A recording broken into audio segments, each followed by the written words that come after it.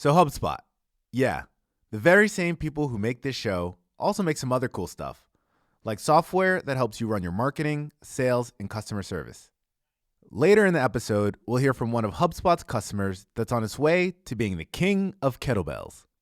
Learn more about how HubSpot can help you grow your business at hubspot.com/customerlove. Okay.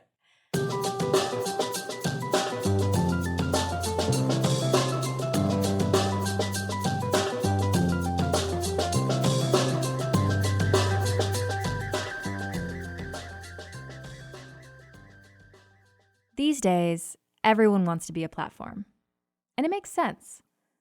Customers want to connect with other people and the products they love. Businesses are using more kinds of software, not less. And all these things need to work together. The best platforms become a true center of gravity in an application ecosystem. Is that too much jargon? How's this? A platform helps companies grow better by putting their customers, their experience, their passion first. Geoffrey Parker is a professor of engineering at Dartmouth College and the author of Platform Revolution: How Network Markets Are Transforming the Economy and How to Make Them Work for You. We talk about why the platform market is wide open for B2B companies and what companies should keep a keen eye on as they make that transition. I'm Megan Keeney Anderson, and this is The Growth Show.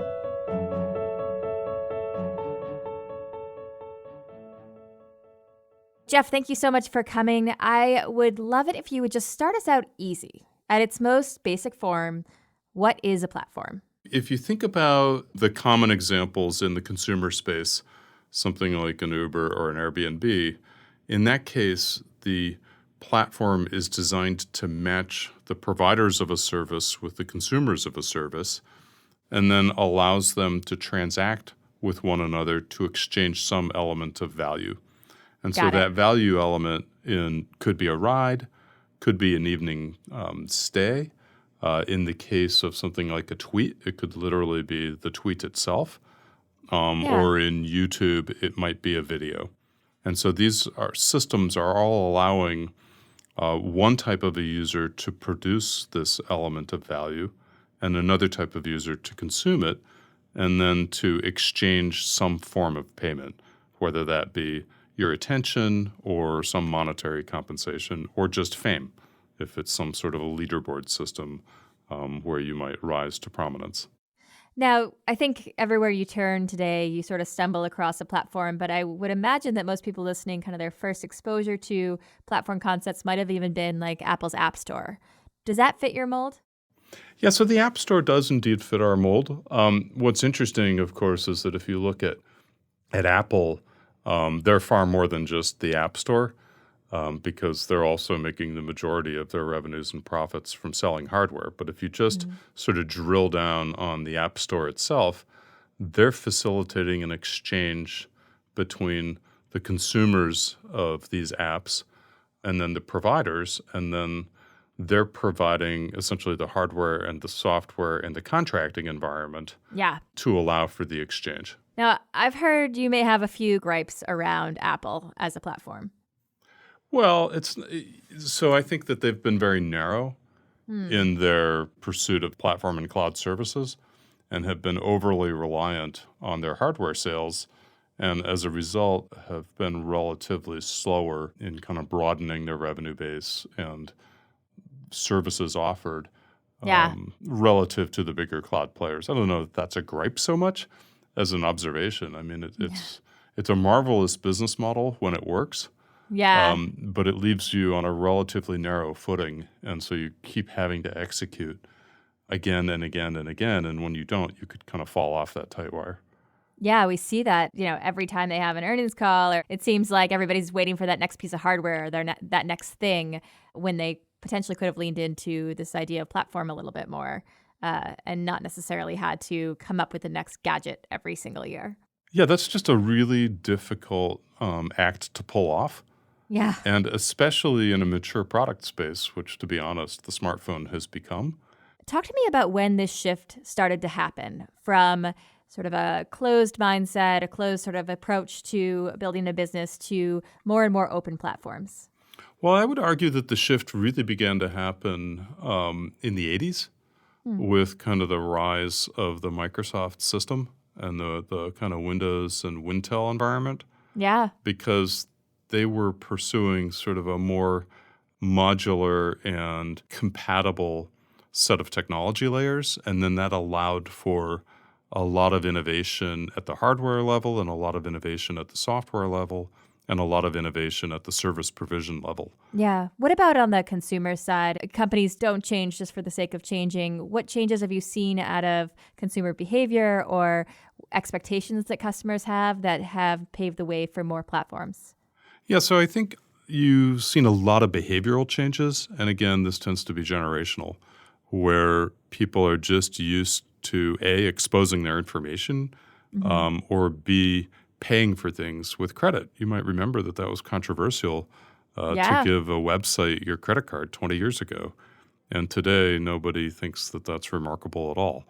So that's a change in consumer behavior. And I think this idea that you can kind of reach out using technology to get physical goods Yeah. delivered to you, whereas a generation ago, you might have insisted upon kind of testing the look and feel in person. And now I think people are more comfortable with being able to do things online that they weren't in the past. So I think those are a couple of really important behavioral changes that have paved the way for these bigger consumer platforms to emerge. Now, can any business just start out today and say, I think I'm going to start out as a platform? So great question, and one that we, of course, spend quite a bit of time with companies talking over. And it really depends upon who's already there. Yeah. And so, for example, if you woke up tomorrow and said, hey, I want to get into the video distribution platform business, you would have to confront the existence of YouTube. And Yeah. then you might say, well, I'm going to get into the high-end video system, and I'll provide lots of tools to sort of pro videographers. Well, then you would have to confront the existence of Vimeo. And so the issue is, if you're going to go into a space where there is an existing platform, that's a much tougher proposition than if you could start small in a relatively untouched space and then work out the economics and the strategy and build a customer base, in an area that's not going to attract much attention. That's a much better bet than just trying to go head to head with an existing now giant. Yeah. How saturated are we? I would say that in things like the kind of business to consumer space, we're pretty saturated, especially in the retail environment. If you think about streaming media, that's starting to be a really tough environment to imagine coming in as an entrant. But on the other hand, I would argue that in some of the business to business platform space, it's wide open.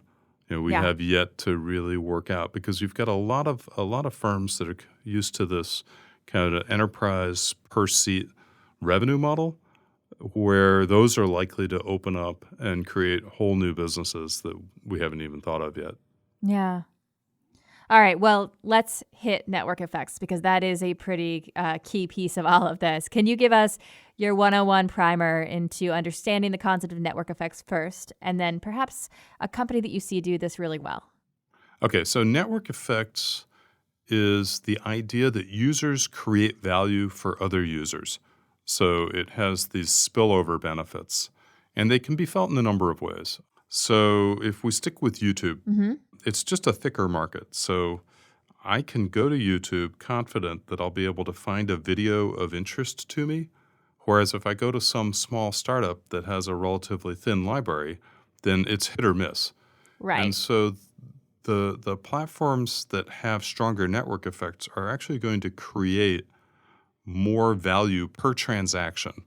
And part of that is felt on the matching side, where because they have more information, they can create better matches. And then the other part is felt on the content side, where they just have a wider variety of content or items of value, sort of the value units, Sure. so that each time you consume, it's going to create more value for you on the consumer side. And then the way to get those producers to show up is to have a bigger, thicker market of consumers. And so you get this cross-sided network effect where the more type of one user attracts the more type of another user, and then you get into a virtuous circle. And that's the sort of indirect network effects, Okay. which are the types of things that markets operate on, where you have producers and consumers. Right. But you can also get same-side network effects. So, for example, early on in the email standards or simple messaging services or even just the telephone, the first telephone was a tough sell. You didn't have anyone to talk to. Yeah, right. The first decade of telephones was a pretty tough sell. Or same thing with fax machines, because Sure. you did not have that many people to communicate with. But as you had a larger number of users, then the value of the system became higher per user. And so that has, even on the same side, this positive network effect.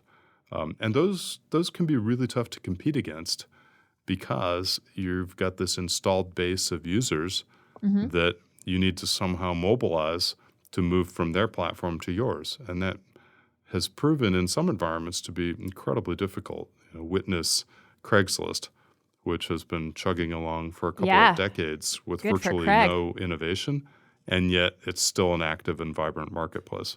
Yeah. So how, where does monetization come in all of this? How do you make money on a platform? So it comes in a few ways, and this is an area, just as a sidebar, where I think traditional, what we call pipeline or supply chain firms can get into trouble because they tend to think of monetizing in the traditional way where they might say, well, the end user is consuming a service or a product, and so that's where you charge. Yeah. And often in platforms, that's exactly wrong. And the reason is because of network effects. You might not want to charge the end consumer, and instead you might want to charge the producer upon completion of an exchange. And then that way you allow for the markets to develop and you don't drive people away by either charging membership fees or fixed costs, Right. but only sort of taking a cut of the transaction once the value has been realized. So they can come in different ways. You could have, for example, we talked earlier about the Apple App Exchange, where Apple takes a fee, where many developers, by the way, think the 30% is too high. A wee bit high, yeah. Just a wee bit high, and you're starting to see that get negotiated. And you see it on the developer side. Or you have something like OpenTable, which matches restaurants with diners, and upon a completed transaction, the numbers, you'll have to go and check on their website. They can change, but it's just a couple of percent. So it's a relatively small transaction cost that the platform extracts, high volume. again, from the producer for a pretty high-value exchange. And so the principle is you try to monetize where you don't destroy network effects. Right. And you don't create friction. Right, because if you're adding in a payment place, if the whole value is in making these connections and making these transactions, then anything you do to throw a wall up in there is going to slow down the entire platform. Exactly. And, one of our earliest examples of that came from Adobe Acrobat. When Adobe first established the portable document format, they kind of cleaved their Acrobat product into a full-featured writer version and then a limited feature reader version. And then they charged $50 for the reader and something like $300 for the writer, reasoning that this was pretty neat technology and it was generating value.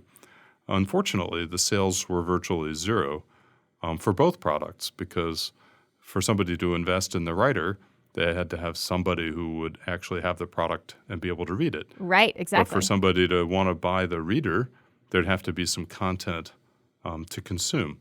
And so they ended up seeding the market by getting a lot of IRS documents. So that was one way so that they actually had some content. But more importantly, they ended up just giving away the reader for free. Yeah. And then they extracted all of the kind of monetization of the platform on the writer side. And it worked brilliantly. Then as soon as the reader was free, there was significant demand for the writer. And so what they did was stumbled around a bit, had the luxury of some time to work out which side of the market made the most sense to charge. More coming up after this quick break. Jay Perkins knows the secret to good heavy metal. What makes a high quality kettlebell can be the finish, so it needs to be cast, and then when it comes out it's going to be rough naturally. We make sure that all of ours are smoothed down so that it doesn't tear at people's hands while working out. That's going to create a better workout. You can go longer. Along with two of his friends, Jay founded Kettlebell Kings, selling the dumbbell-like exercise equipment made famous by Russian special forces. Jay saw the early surge in kettlebell training here in the US and was itching to jump into the fray. All three of us tend to be pretty innovative and creative, and when you start a business, you have to be those things to succeed. We also were dumb enough to think that we could do it better than everyone else that we worked for. So Jay got to work. We had to do everything. So we were packing boxes out of the storage unit. We were replying to customer inquiries. We had to take stuff to be dropped off, unload shipping containers. But that's not even the stuff that was going to grow the business. Putting in the sweat necessary to keep the lights on was a must.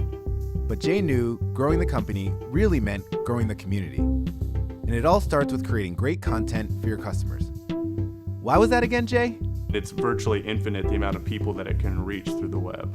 Ah, that's right. So we knew we needed to create content, we knew we needed to build a community, but we had no infrastructure to do so. Community is what sets Kettlebell Kings apart.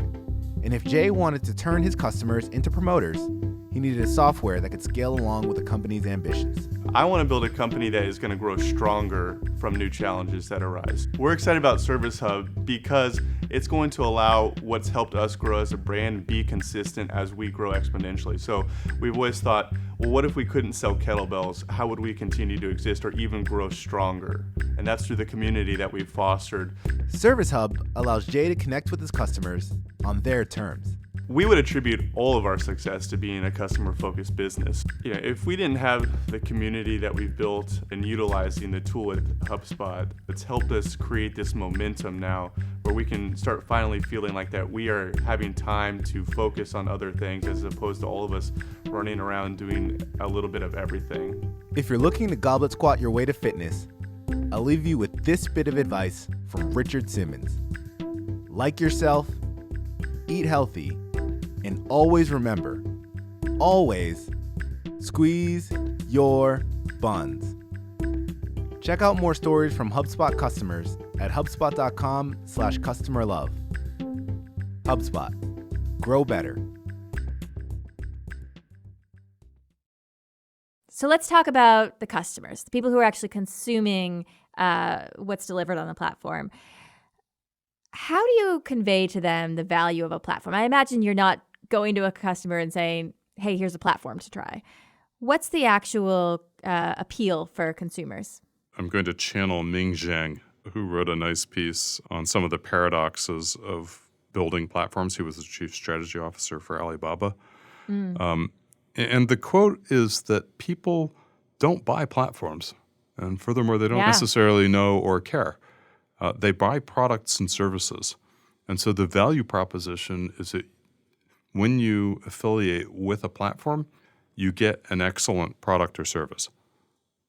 Sort of full stop. It's that you get a better experience, a better product, a better service, or a better price, or all of the above than you do from the previous supplier of those products and services, which is what allows for platforms to enter new markets so successfully. And I imagine from my own experience, you sort of get known for being that convenient, kind of least friction-filled way to find that thing. So, for example, a colleague of mine, Kieran Flanagan, mentioned the other day that he noticed that searches for New York hotels were on the decline in Google. And his theory was that you don't go to Google to search for hotels in New York anymore. You go to Airbnb, or you go to TripAdvisor, you go to one of these platforms that's known for hotels rather than a blanket search. Do you place any weight in that? Yeah, I do, and it's beyond just hotels. It's starting to happen in retail, where a significant amount of retail search is starting to originate in Amazon relative to Google. And that's a big threat because about 50% of search had commercial intent. And that's at the heart of your ability to do effective ad placement in a search environment. And if that commercial intent search starts to divert away for, as you suggest, in hotels to potentially TripAdvisor, Expedia, Orbitz, things like that, then that'll change that fraction of search. And that's the revenue model for a company like Google, is that they can sponsor and subsidize the part of search that has no sort of commercial intent by placing ads for the parts of search that do have commercial intent, because you don't mind the ads if it helps create a better match. You do mind them if they're sort of in your face and not relevant to what you're doing, which is why advertising in social media environments is a lower kind of revenue per user proposition than it is in search environments. That's fascinating to me because that feels like a pretty major shift in the way that we shop and buy and the structure of the internet even. How do you, looking ahead to the future, how do you think that the prominence or the growth of platforms over the last few years will impact the internet and reshape our experience online? There's always a danger in making predictions. One of my earliest it's also a very grandiose question. Earliest mantras is the forecast is always wrong. Fair. So, we should have a little bit of humility in what we propose. So the fact that these internet giants have enormous user bases allows them a lot of flexibility in experimenting with other ways to generate revenue. So I wouldn't count them out and say, because in this one specific sector, we're starting to see a bleed out of user activity into something else. Well, these games are kind of cat and mouse or tit for tat. So I would expect to see adaptation across the board as firms work to retain their user bases. And those firms that can't do that adaptation, they're going to be the ones that end up losing their user bases and sort of leaking customers away. And those that do have that adaptability are going to thrive. And just as a pivot to why an open ecosystem or platform can be beneficial is that allows for your ecosystem to do the experimentation and to do the innovation of things that you didn't even know your users wanted. But as long as they're transacting across your system, then you can be pretty much agnostic as to what it is, within the realm of reasonable that goes across the network. So that's, I think, one of the reasons why a closed system runs a bigger risk than one that can decentralize and open up its innovation. So it's really about your adaptability that determines your success in this market. I think so, because change is going to be a constant. Yeah.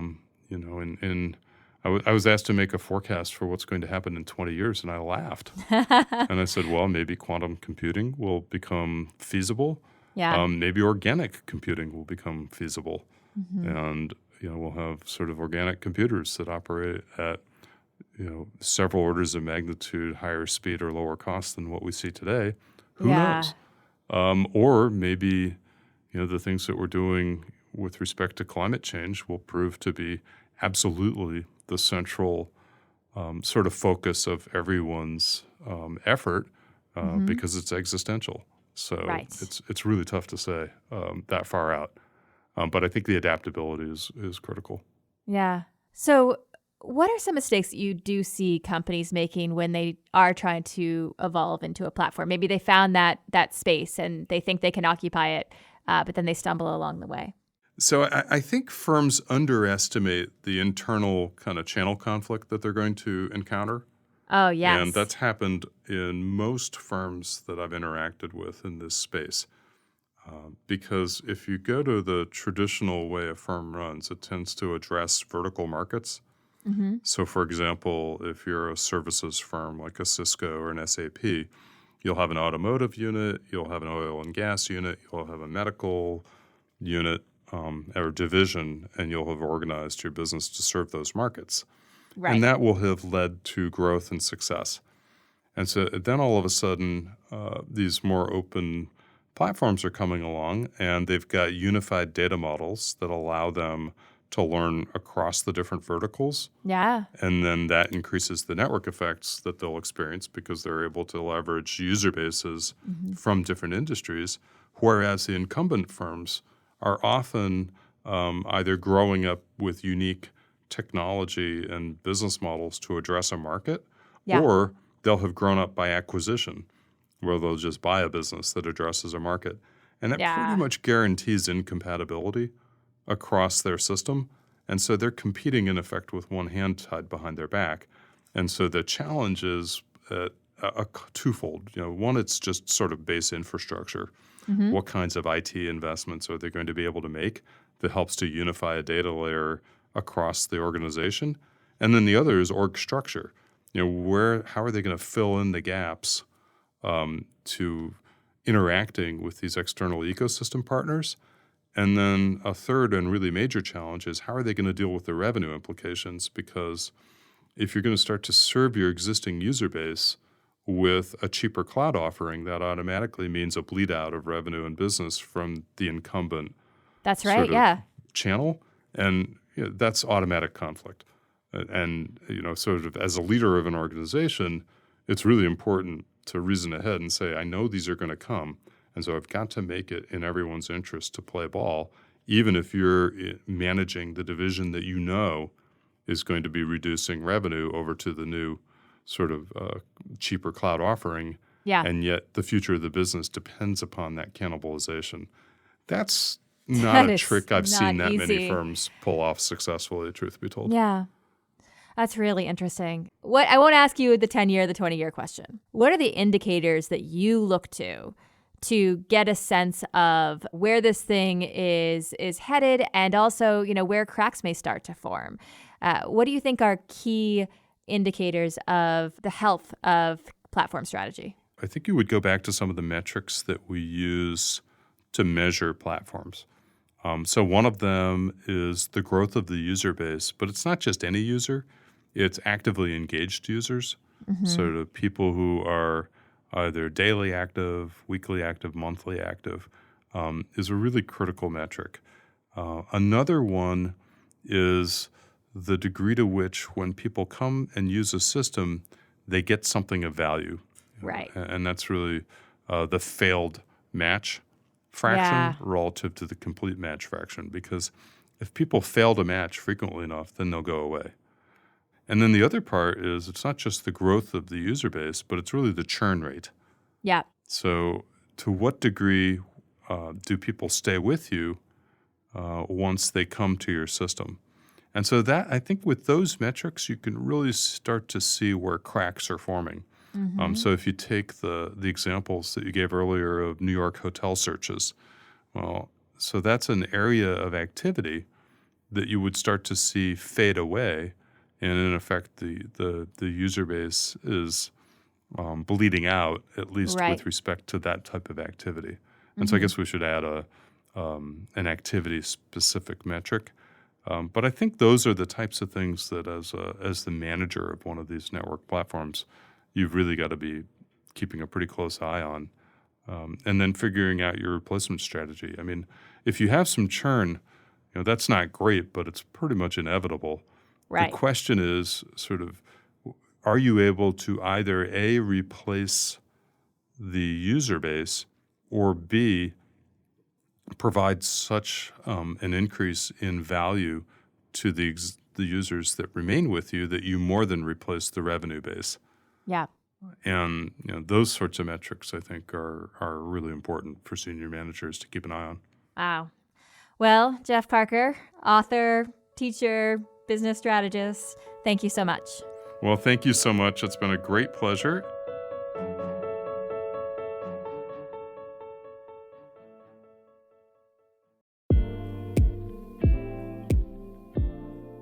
Today's episode was written and produced by Matthew Brown, with additional help from Isis Madrid.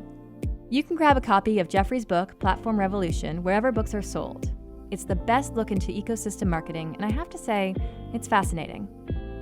If you like the show, and hey, even if you don't like the show, we'd love to hear from you.